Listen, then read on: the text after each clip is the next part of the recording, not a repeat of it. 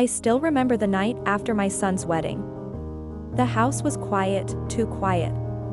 The kind of silence that hums in your ears. A few hours earlier, this same place was filled with laughter, clinking glasses, and music. People danced. Cameras flashed. My son and his new wife waved goodbye as they left for their honeymoon. And then, it was just me. I stood by the window, holding the edge of the curtain, watching their car disappear down the street. For a long moment, I didn't move. I just stood there, staring into the darkness, whispering to myself, they'll visit soon. The next morning, I found a lipstick-stained glass on the counter and a few petals from the bouquet scattered on the floor. I didn't clean them right away. Somehow, they made the house feel less empty. Everyone had promised to visit, my son, his wife, her parents, even my old neighbors. "We'll come by every weekend, Mom," my son had said, holding my hands. "You won't feel alone." And I believed him. I smiled, nodded, and said the words every mother says when she's trying not to cry, "I'll be fine, darling. Don't worry about me." But as weeks turned into months, the calls became shorter, and the visits stopped altogether. I kept their room exactly as it was, folded sheets, framed photos, and a small vase by the window. Every Sunday, I'd cook a little extra, just in case they came by. Sometimes I'd even set the table for 3. And every time the phone rang, my heart would jump, only to realize it was another telemarketer, or a wrong number. That's when I started to understand something no one ever tells you when your children grow up: they don't stop loving you. They just get busy loving their own lives. Still, every Sunday, I wait by the phone. I sit by the window, with a cup of tea, watching the shadows move across the yard. Hoping that maybe, just maybe, this will be the Sunday they remember. It's been 3 years now. The phone hasn't rung. But the teapot still whistles at 4 p.m., like always. Because habits, like love, are hard to let go of. I live in a small house at the edge of a quiet suburban street. Not too big, not too small, just enough for one person to feel both safe and a little lonely at the same time. It's the same house where I raised my son, Daniel. Every corner still carries his laughter. The kitchen counter still has a tiny dent where he dropped his toy truck when he was 3. The back door has faint pencil marks from when I measured his height each birthday. I never painted over them. I couldn't. When my husband, Robert, was alive, the house was always full of noise. He had this warm, steady voice that filled the silence, always humming, always fixing something. He passed away when Daniel was in college, and suddenly, the walls seemed to echo differently. But Daniel stayed close. He'd come home every weekend, help me with the garden, ask me to make my cinnamon rolls, just like when he was a kid. Those weekends were my favorite part of life. We'd sit on the porch, drink tea, and talk about nothing, the kind of conversations that mean everything when you look back. When Daniel met Clara, his future wife, I was happy for him. Truly happy. She was polite, kind, always smiling, though a bit quiet around me. I remember the first time he brought her home. She wore a soft pink dress and held a small plant as a gift. "I thought this would brighten your kitchen," she said. It did. For a while, it really did. After they got engaged, the house became busy again, phone calls, dress fittings, flower samples spread over the dining table. I loved every bit of it. I felt useful again, included. Needed. On the morning of the wedding, I woke up early, long before the sun rose. I sat at the edge of my bed and whispered, "Robert, our boy. Getting married today." I don't know if he heard me, but I like to think he did. The ceremony was beautiful. I watched Daniel stand tall, nervous, proud, the same boy who used to hide behind me when strangers came over. When he said his vows, his voice cracked a little. Clara reached out, took his hand, and smiled. And in that moment, I felt peace. After the reception, they came to say goodbye before leaving for their honeymoon. Daniel hugged me tight. "We'll visit as soon as we get back, Mom," he said. "Every weekend, I promise." I remember the warmth of his hand on mine. I remember believing him with all my heart. The first few weeks after the wedding were quiet, but I didn't mind. They needed time to settle in. Newlyweds should have their space, I knew that. I filled my days with small routines. Morning walks to the park. Feeding the birds. Cleaning the kitchen even when it wasn't dirty. In the evenings, I'd sit by the window, the same one Daniel used to press his nose against during rainstorms. Sometimes, I'd scroll through the photos from the wedding, his smile, their laughter, the dance we shared. That dance was special. He'd chosen my favorite song, the one Robert and I used to hum. He leaned in during that dance and whispered, "You'll always be my first love, Mom." I didn't know that would be the last time I'd hear him say that. As weeks turned into months, the distance between calls grew. First, it was every few days. Then once a week. Then, silence. I tried not to overthink it. They're busy, I told myself. Work, home, life, that's how it goes. But the truth was, I missed the sound of his voice. I missed hearing, "Hi Mom," at the other end of the line. I'd still cook too much food, old habits don't fade. I'd make enough stew for 3, then pack the rest away, labeling each container as if they were coming soon. The neighbors were kind. Mrs. Harris from next door often waved when she walked her dog. "You doing okay, Mary?" she'd ask. I'd smile and nod. "Of course. My son's doing great. He's just busy." She'd nod politely, and I could see the understanding in her eyes. In the evenings, I'd turn on the TV just to fill the silence. Sometimes I'd watch cooking shows, pretending I was learning new recipes, though I always ended up making the same ones Daniel loved as a boy. I had his wedding photo framed on the mantle. He looked so happy in it. Every night before bed, I'd touch the frame and whisper, "Good night, sweetheart." Some nights, I'd hear the faint buzz of my phone and my heart would leap, but it was just another notification, a reminder from the grocery app, or an ad I didn't need. It's strange how hope can live quietly inside you, even when logic tells you to stop waiting. But mothers, we don't stop waiting. Not really. Because love doesn't know how to stop. The first few Sundays after the wedding, I set 2 extra plates on the table. I told myself Daniel and Clara might drop by, maybe with a box of pastries from that cafe they loved. I even brewed extra tea, just in case. But every Sunday, the tea went cold.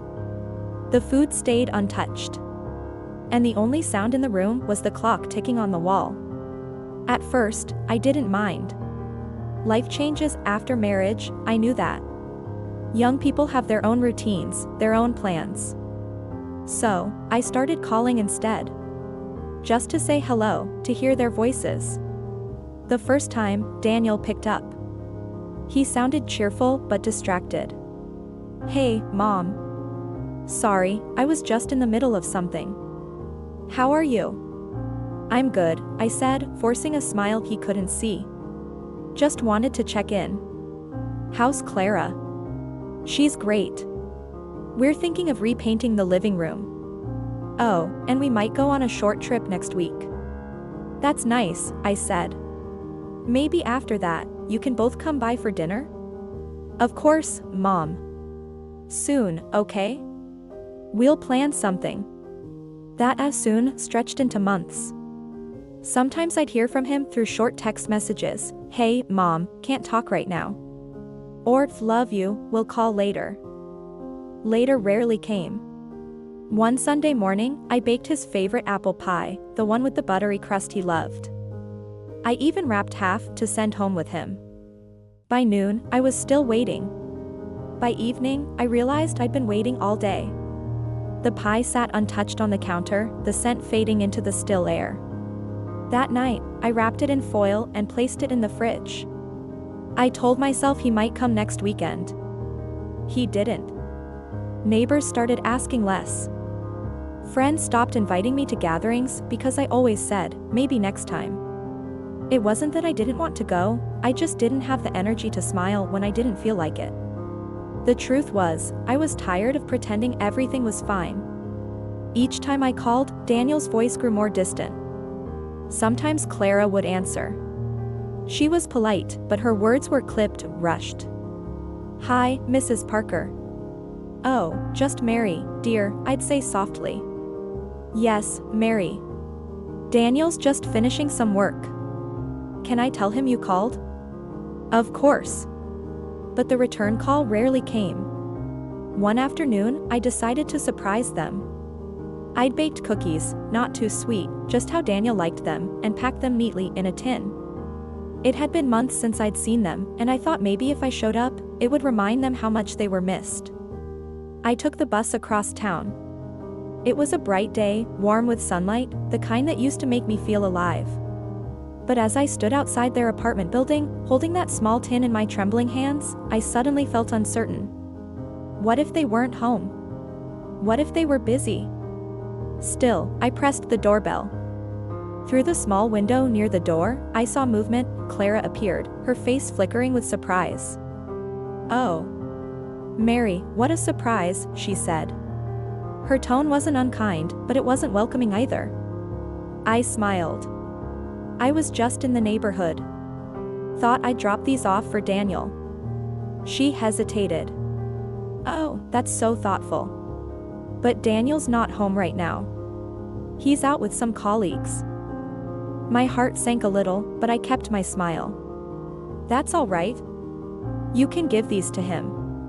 She nodded, taking the tin, careful not to brush my hand. "Thank you, that's very sweet." We stood there in awkward silence for a moment. She shifted slightly, as if waiting for me to leave. So I said softly, "Maybe next time, I'll come when you're both free?" "Yes, sure," she said quickly. "I'll tell Daniel."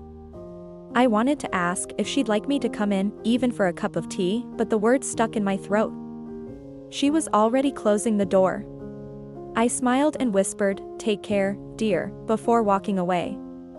As I reached the bus stop, I looked down and noticed that a crumb from the cookie tin had fallen onto my sweater. I brushed it off gently, pretending it didn't matter. But it did. Days turned into weeks again. No call, no message. Even the cookies, no mention if he'd liked them. That's when it hit me, I was no longer a part of his daily life. Just a name that popped up on his phone once in a while. Sometimes I'd sit in the living room at night and imagine their laughter. Maybe they were watching movies together, ordering takeout, talking about plans. And maybe, just maybe, my name came up, but only in passing. Mom called again. "Oh, that's nice. Yeah, I'll call her later." Later. Always later. One Sunday, it rained. The kind of steady rain that made everything outside blur into silver streaks. I sat by the window, phone beside me.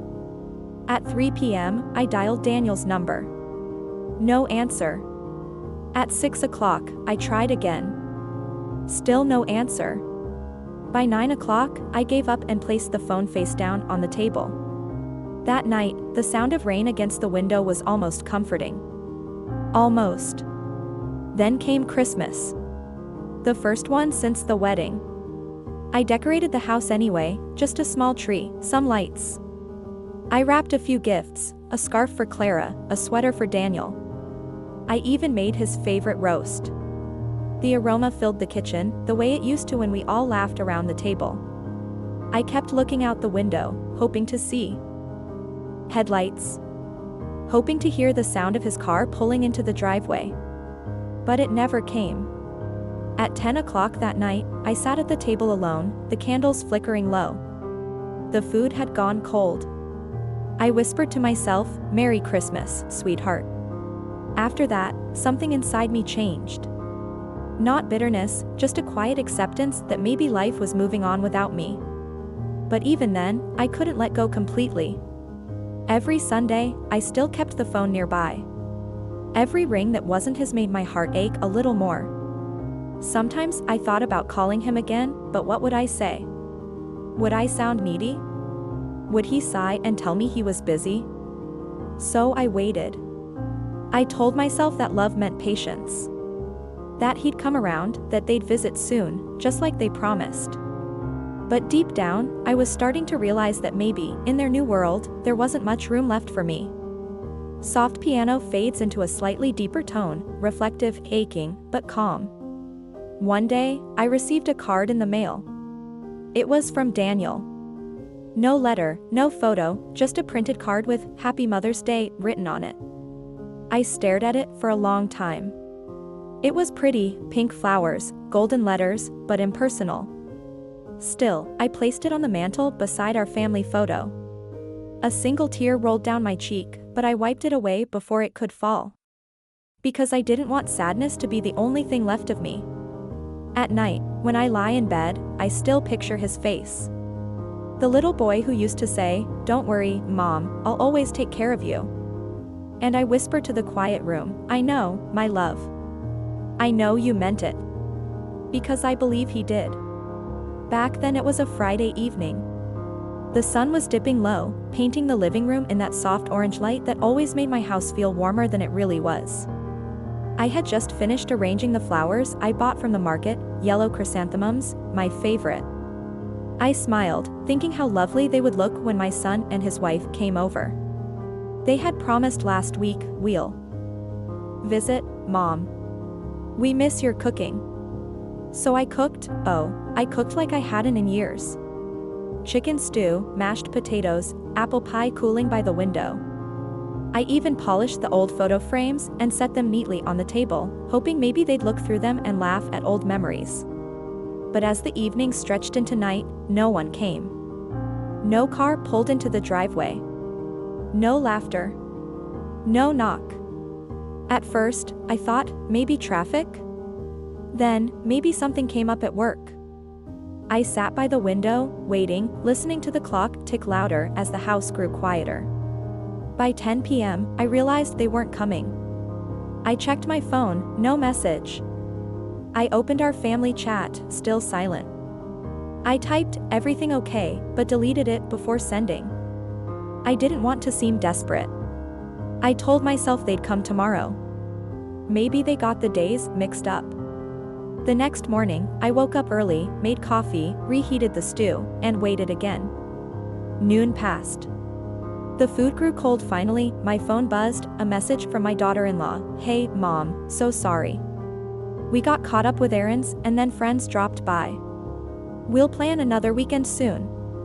I stared at that text for a long time. Another weekend. Another promise. The kind that never really comes. That night, I sat at the dining table alone. The clock on the wall ticked in that same steady rhythm, one I used to find comforting. Now it only echoed how empty the house had become. I looked at the 2 extra chairs, untouched, waiting, and something inside me quietly shifted. It wasn't anger. It wasn't even sadness. It was more like realization. That maybe I had spent too long waiting for moments that weren't coming back. Too long hoping my presence still mattered in their busy new world. The flowers on the table had started to droop. But I didn't throw them away. I poured myself some tea, sat down by the window, and whispered softly, "It's all right." And for the first time in a long time, I believed it. The following week, I stopped waiting by the window. Not out of anger, but because something in me had softened. That Friday, instead of cooking for 3, I cooked for 1. I made a simple vegetable soup, turned on the radio, and let the gentle hum of old songs fill the silence that used to feel so heavy. It was strange, really, how peaceful quiet could become once you stopped expecting someone to break it. I started to rediscover the small things I had forgotten in the years I spent being a mother, and then, waiting to still be one. The garden, for instance, I hadn't tended to it since my husband passed. The roses were wild, the soil dry. But one morning, I put on my gloves, stepped outside, and began trimming, watering, humming softly as I worked. There was something healing about dirt under your nails, about seeing life bloom because of your care in the evenings. I started walking to the park near the grocery store. I'd see other elderly people there, sitting on benches, feeding pigeons, or just watching the sunset. Some of them nodded as I passed by. Others stopped to chat. It wasn't much, but it was connection, the kind that didn't need to be begged for or scheduled weeks in advance. One day, I met a woman named Helen. She was a retired teacher, widowed like me. She had that same warmth in her eyes, the kind you recognize in people who have learned to live gently with loneliness. We started meeting for tea on Sundays. We'd talk about everything, our kids, our gardens, the TV shows we liked. Sometimes we sat in silence, and that silence felt comfortable. It was around this time that I realized, maybe life wasn't about who came back to you, but what you built for yourself when they didn't. I still loved my son. Of course, I did. I still kept his childhood drawings in a box under the bed. I still remembered the way he used to run into my arms after school, his little backpack bouncing behind him.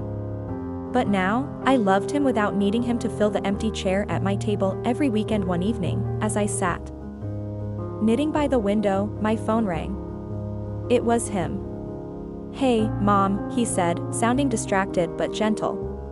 "We're thinking of visiting next week. Is that okay?"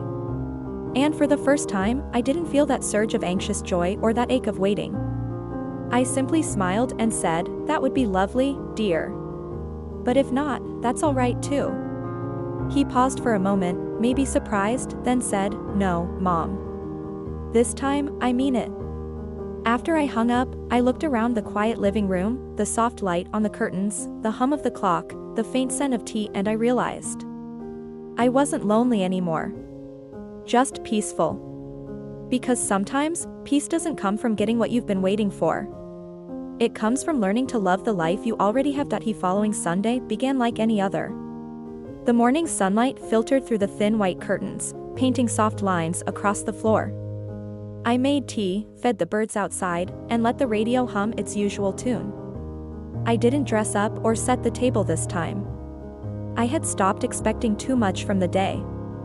Around noon, I heard the faint sound of a car pulling up in front of the house. I didn't rush to the door, I just waited, my heart quiet but steady. A moment later, there was a knock. When I opened it, there they were, my son, his wife, and my 2 grandchildren. The children ran past me, laughing, chasing each other around the living room like sunshine filling a dark room. My daughter-in-law smiled shyly, holding a small box of pastries. My son looked at me, really looked, and for a moment, the years between us melted away. "Hi, Mom," he said softly. "Hi, dear," I whispered. He hugged me, not the quick, polite kind of hug we'd shared in recent years, but one that felt real, warm, and unhurried. I could feel his heartbeat against mine. The scent of his shirt reminded me of when he was little, the smell of laundry and sunlight. We sat together for lunch. It wasn't anything fancy, just soup, bread, and the pastries they brought. The kids chattered about school and their friends, and the house filled with laughter I hadn't heard in so long. Even my daughter-in-law seemed more at ease, helping me clear the table and asking about my garden. At one point, as my son carried the dishes to the sink, he said, "I'm sorry, Mom, for not coming sooner." I looked at him, and there was no anger left in me, just quiet understanding. "It's all right," I said. "Life has a way of keeping us busy. What matters is that you're here now." He smiled, eyes glistening a little. "We'll come more often. I promise." After they left that evening, the house felt calm again, but not empty this time. Their laughter still echoed faintly in the corners. The teacups on the counter, the small handprint on the window from my grandson, they were like gentle reminders that love doesn't disappear just because it fades for a while. As the sun began to set, I sat by the window, a soft breeze moving through the curtains. The phone was quiet again, but this time, I didn't mind. Because I had learned something precious. Sometimes, love takes a long road home. But when it does, it finds you waiting, not in tears, but in peace. I watched the sky turn shades of gold and lavender, the day folding gently into evening. I whispered to myself, smiling, "They came back. And that's enough." And as the piano music of the radio filled the air once more, I closed my eyes, grateful, content, and finally at peace.